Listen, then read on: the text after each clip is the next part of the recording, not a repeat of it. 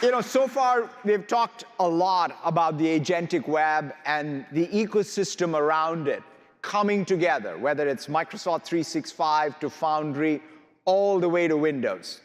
And I thought it would be great to have Kevin Scott, our CTO, to give you a broader perspective on this ecosystem and our collective opportunity to build a more agentic web. Welcome, Kevin.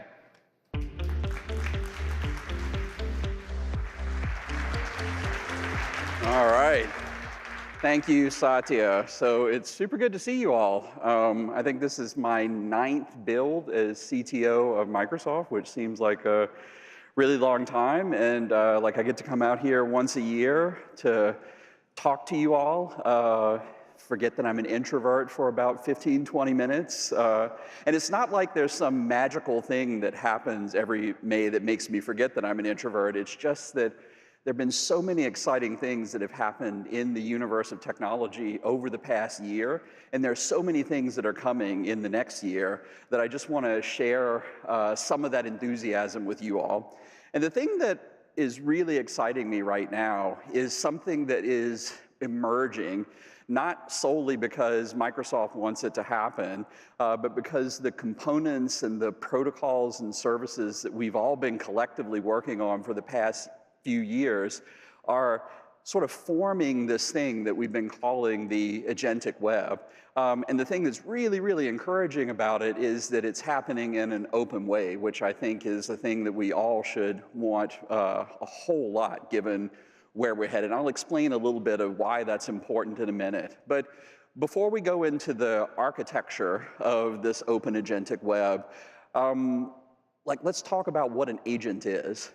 So I know you all probably have a bunch of different definitions in your head. It's a little bit like a Rorschach test, but the thing that I always come back to and what we're pushing towards here at Microsoft, both in terms of the agents that we're building ourselves, as well as the capability that we are trying to create to help ourselves and to help you all make your own agents, is that an agent is a thing that a human being is able to delegate tasks to, and over time, the tasks to which you are, the tasks that you're delegating to these agents are becoming increasingly complex, and that's the thing that we're aiming for over time.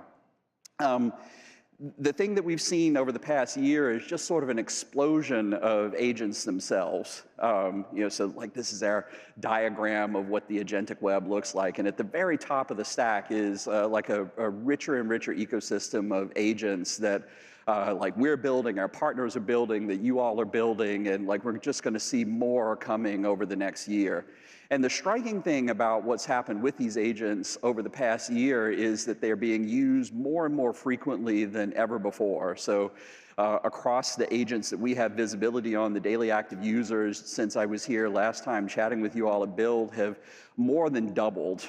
So just people using them at an incredibly increasing and accelerating rate.